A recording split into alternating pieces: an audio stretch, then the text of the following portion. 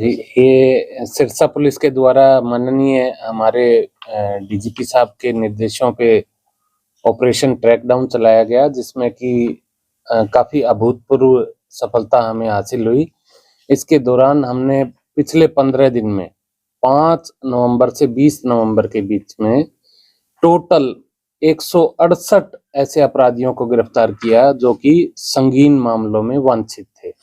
इसके अंदर एक हमारा 5,000 रुपये का इनामी बदमाश भी है।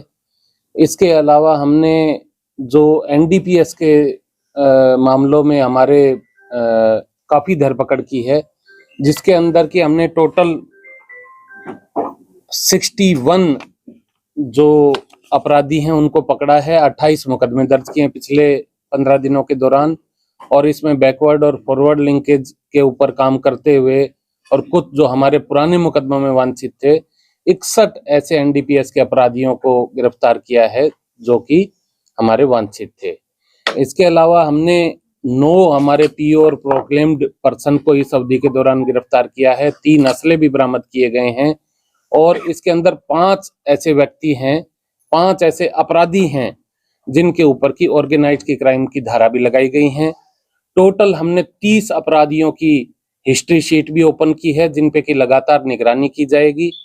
इसके अलावा हमारा एक प्रयास ये भी है कि जो व्यक्ति जघन्य अपराधों में शामिल हैं, खासतौर पे एनडीपीएस में, उनके खिलाफ उनकी संपत्ति अटैच कराई जाए, संपत्ति डेमोलिश कराई जाए नियमानुसार, जिसमें कि हमने 2 संपत्ति ऐसी चिन्हित करी जिनमें एक 5 करोड़ की भी है, जिसके ऊपर की शीघ्र ही हम कार्रवाई करने जा रहे हैं, और हमारा ये प्रयास निरंतर चलता रहेगा।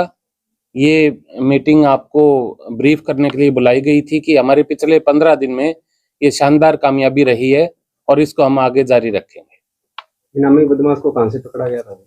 इनामी बदमाश जो है वो जोनी नाम है उसका, जो कि 5,000 रुपये का हमारा वांछित था। रानिया का एक मुकदमा है उसके अंदर 2024 का। एनडीपीएस में था सर?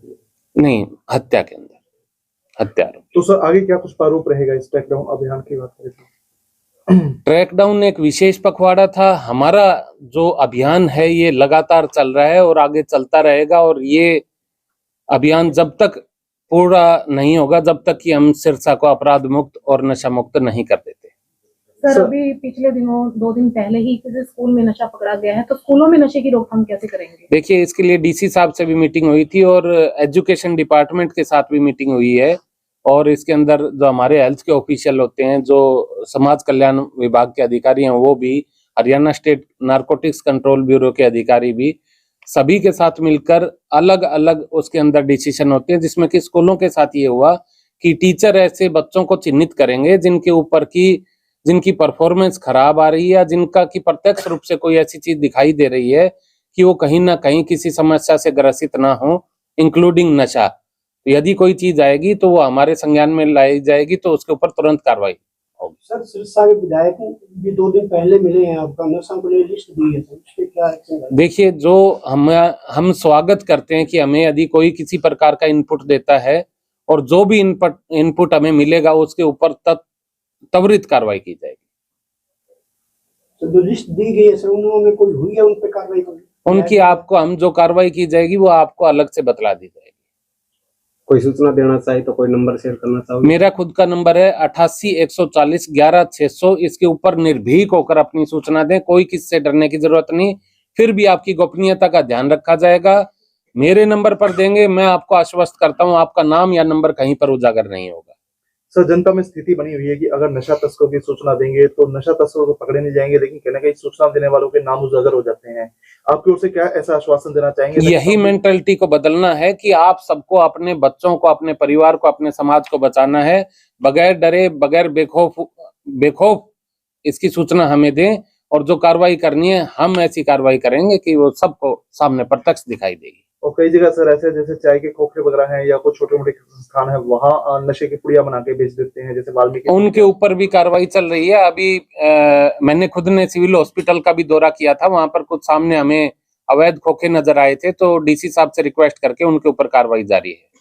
और इस प्रकार से अन्य भी कोई अवैध ऐसी चीज होगी तो उसके ऊपर नियमानुसार रेड भी की जाएंगी, और उनके खिलाफ जो अन्य कार्रवाई बनती है वो भी की जाएगी। मतलब जो नशा बेचता है उसे किसी सूरत में छोड़ा नहीं जाएगा, मान के चले पूरी तरह से। बिल्कुल आप इस चीज के लिए आश्वस्त रहें। सर आज भाजपा कार्यालय पर प्रधानमंत्री और मुख्यमंत्री के पोस्ट में काफी होती गई है, उसको लेकर क्या करें? यह जो घटना जिसके द्वारा भी की गई उनके खिलाफ पर्चा दर्ज कर लिया गया और इसके अंदर हमने कुछ व्यक्तियों को अरेस्ट भी कर लिया है। जो यदि कोई कानून को तोड़ेगा या कोई ऐसा कृत्य करेगा जो कि कानून से परे हो, उसके खिलाफ सख्त कार्रवाई की जाएगी।